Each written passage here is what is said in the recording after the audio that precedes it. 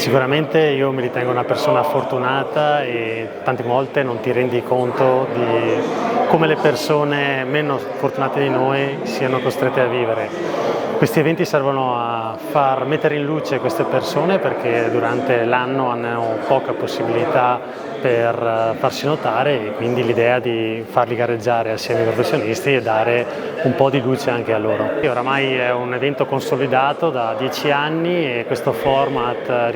consente di riempire un po' la serata, quindi partire dalle 18 con gli ex paraolimpici, poi le donne e finire con i professionisti. Ci saranno elementi di